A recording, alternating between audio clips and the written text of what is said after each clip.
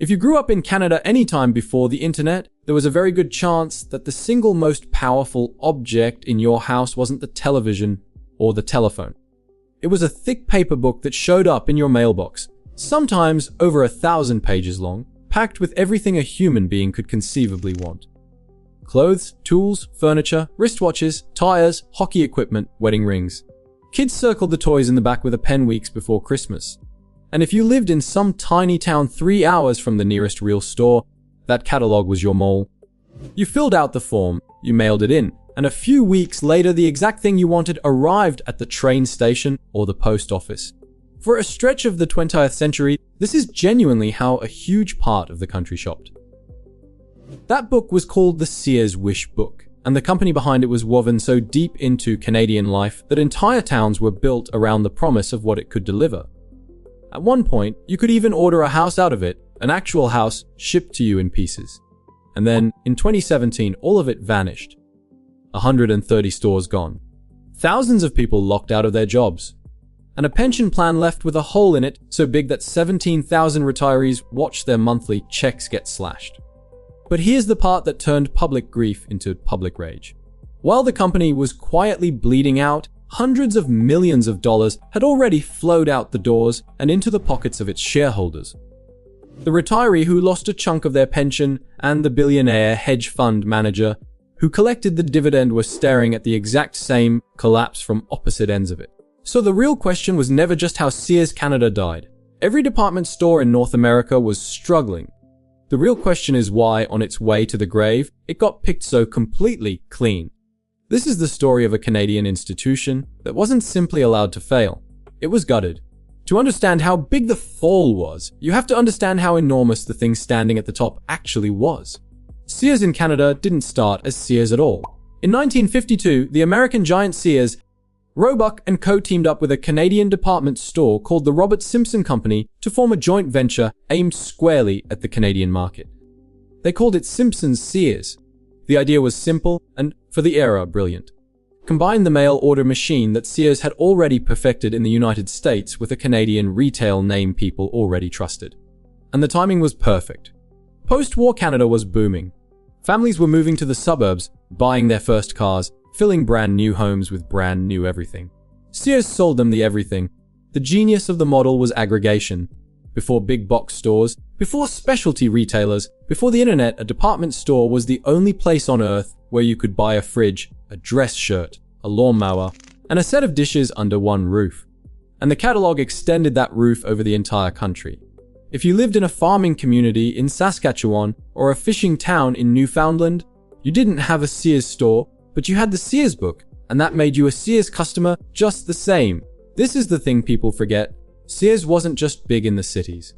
It was the retail backbone of small-town Canada, the place where you could reasonably get anything, no matter how far from a highway you lived.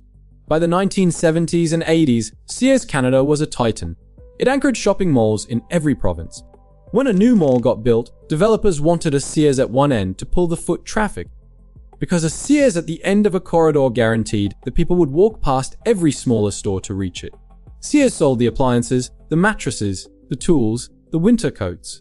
It ran a nationwide repair and service network. It had its own credit card. It had the Wish Book. For millions of Canadians, buying something important, a first washing machine, a set of good tires, kids' first real winter parka, meant going to Sears. It was as embedded in the ordinary rhythm of Canadian life as the bank and the hockey rink. But the very thing that made Sears powerful was the thing that would eventually kill it. Its entire empire was built on being the one place that sold everything. And starting in the 1990s, a new kind of competitor showed up whose entire strategy was to attack that model one department at a time.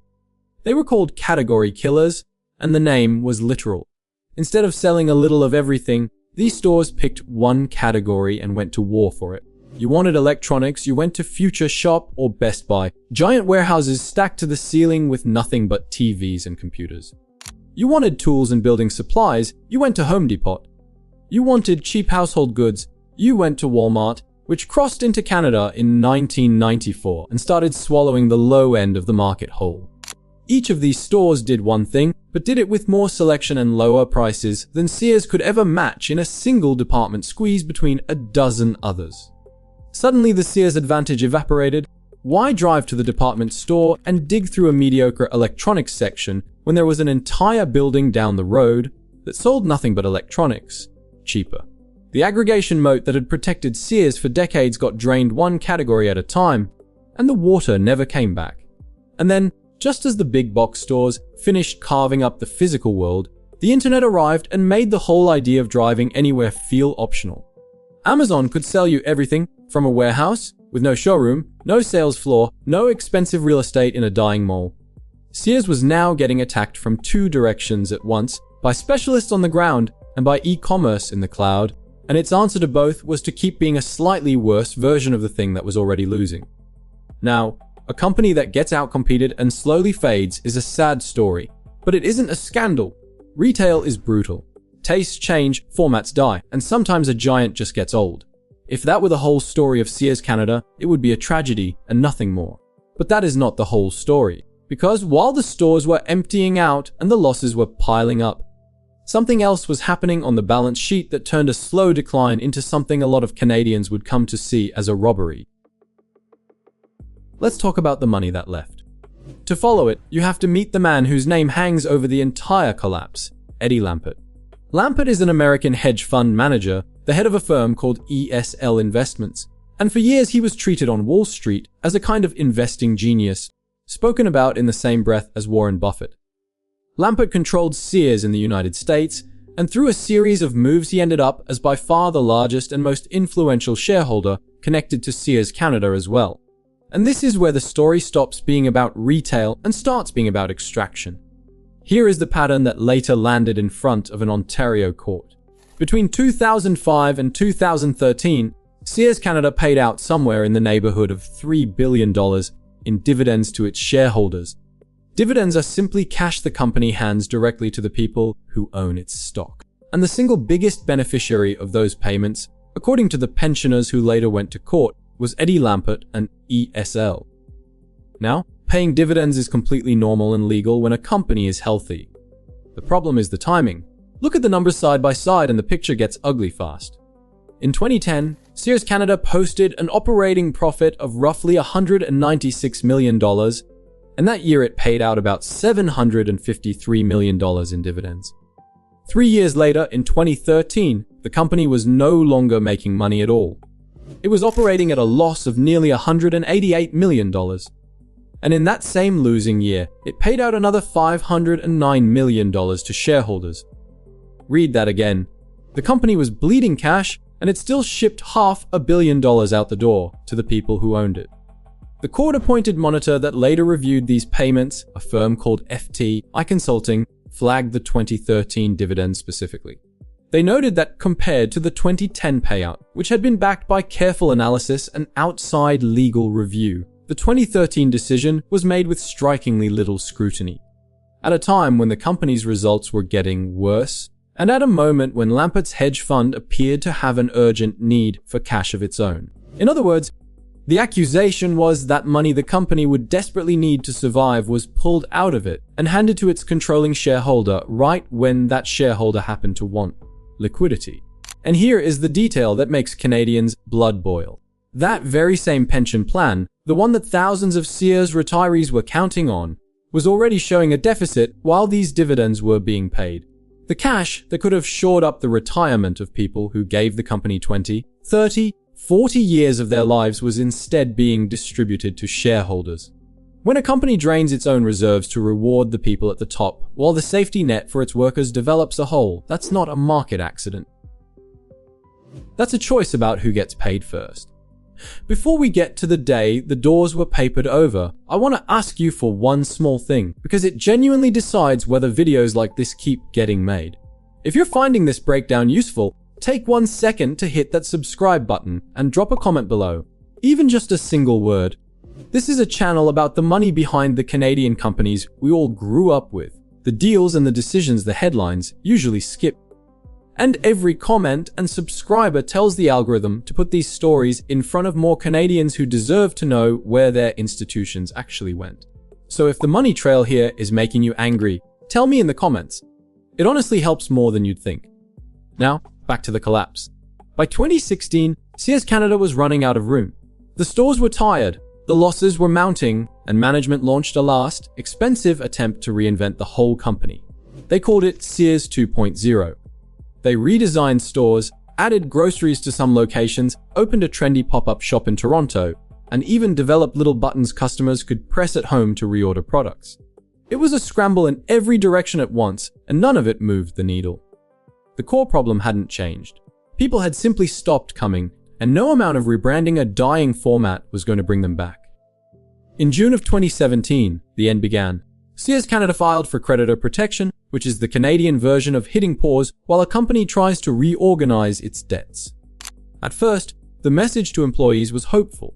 Some stores would stay open. There was talk of a slimmed-down Sears surviving. The company's own executive chairman, Brandon Stronsel, put together a bid to buy the retailer and keep it running as a going concern, which would have saved thousands of jobs. But that bid was rejected. The court-appointed monitor concluded that simply liquidating the company, selling off everything and shutting the doors would recover more money for creditors than keeping it alive would. And so, on October the 13th, 2017, an Ontario court gave the green light to liquidate. 6 days later, the going out of business sales began, timed carefully to squeeze the maximum cash out of the holiday shopping season. By January the 14th, 2018, every remaining Sears store in Canada had closed for good. The human cost was staggering. Around 12,000 people lost their jobs in the final liquidation, roughly 3/4 of them part-time workers, on top of the thousands who'd already been let go earlier that year. And many of them walked away with nothing. When a company goes bankrupt in Canada, employees are treated as unsecured creditors, which is a polite legal way of saying they are at the very back of the line. Secured lenders get paid first. Workers who gave decades to the company get whatever, if anything, is left at the bottom of the barrel. Long service employees who might have been owed as much as 2 years of severance in a normal termination got told there was no severance at all. Then, there was the pension. Sears Canada ran what's called a defined benefit pension plan, the gold standard kind, where you're promised a specific monthly amount for the rest of your life. Except the plan was underfunded. By the time the company collapsed, the shortfall was around $260 to $270 million, a gap that later estimates pushed even higher. And because underfunded pensions, like severance, sit near the back of the creditor line, that shortfall didn't get magically filled. It got passed directly to the retirees. Roughly 17,000 pension plan members saw their benefits cut, initially by around 19 or 20%, with further cuts to health and other benefits on top. People who had budgeted their entire retirement around a number suddenly watched that number shrink through absolutely no fault of their own. And now put the two halves of the story next to each other, because this is the part that made the whole country furious. On one side, a retiree in their 70s opening a letter that says their pension is being cut by a fifth, because the plan they trusted was short $250 million. On the other side, a hedge fund that had collected a share of billions in dividends over the preceding years, including $500 million in a single year, when the company was already losing money. The retirees and their lawyers did the obvious math, and they went to court. They asked the Ontario Superior Court to scrutinize the roughly $3 billion in dividends paid since 2005, and specifically to go after the $509 million paid out in 2013. Their argument was blunt. That payout, they claimed, was detrimental to the company, orchestrated to benefit its largest shareholders, and helped cripple its ability to stay in business. The goal was to claw some of that money back and pour it into the pension fund where they believed it should have gone in the first place. Lampert and ESL fought this hard. They insisted the dividends were properly authorized by the board, that the company was solvent with plenty of cash on hand when the payments were made, and that the dividends had no impact whatsoever on the pension plan. They argued that shareholders, including ESL, had actually lost more than $1 billion overall on Sears, and blamed the company's demise on that failed 2016 restructuring, not on any money that left earlier. And there's a version of the story where that's a reasonable defense. Companies pay dividends all the time. Boards approve them. But the court still allowed the lawsuits to proceed, which tells you the questions were serious enough to deserve an answer in front of a judge rather than a press release. And the extraction didn't even stop at the dividends. As the liquidation sales rolled out, Canada's Competition Bureau began looking into allegations that some merchandise had been marked up right before the going out of business sale, so that the big red discount signs were really just knocking the price back down to roughly where it had always been. Shoppers reported peeling back a liquidation tag and finding a lower original price hiding underneath. Even the final fire sale, in other words, was accused of squeezing the customer one last time. And through all of this, the company had planned to hand out millions in retention bonuses to keep top head office staff around during the wind down. The original figure was more than $9 million for a few dozen key people. After public backlash, it was trimmed to around $6.5 million for 36 employees, and an Ontario judge signed off. So the retirees losing a fifth of their pension watched the head office collect bonuses to manage the very process that was erasing their income. Same collapse. Opposite ends. Again. So what does all of this actually add up to? Because it's tempting to just call Eddie Lampert a villain and move on, and honestly a lot of people did exactly that. But the more useful lesson is colder than that, and it's this. There is a difference between a company that dies and a company that gets harvested. Plenty of retailers died in this same window. Blockbuster died, Circuit City died. The category killers and Amazon and changing habits killed a whole generation of stores, and most of those deaths were just the ordinary cruelty of a market moving on. That part of the Sears Canada story is genuinely nobody's fault. The department store was a 20th century idea, and the 21st century didn't need it. But a company doesn't have to be looted on its way down. The looting is a separate decision layered on top of the dying. And the reason the Sears Canada collapse still stings years later is that it exposed exactly who our system protects when a giant falls. It protects secured lenders. It protects the shareholders who took their cash out early while the taking was good. And it leaves the workers, the pensioners, the people who actually built the value and trusted the promise, standing at the very back of the line, holding a letter that says their retirement just got smaller. The catalogue that once promised to deliver anything to anyone, anywhere in the country, ended its life delivering a hard lesson about who really gets paid when the money runs out. But what do you think? Do you remember flipping through the Sears Wish Book as a kid, circling the toys you'd never actually get? Do you think the dividends were a legitimate business decision or a straight-up cash grab off the backs of the pensioners? And should Canadian law be changed so that workers' pensions get paid before shareholders when a company collapses, the way some other countries already do it? Let us know all that and more in the comments below. Thanks so much for watching, and we'll see you in the next deep dive.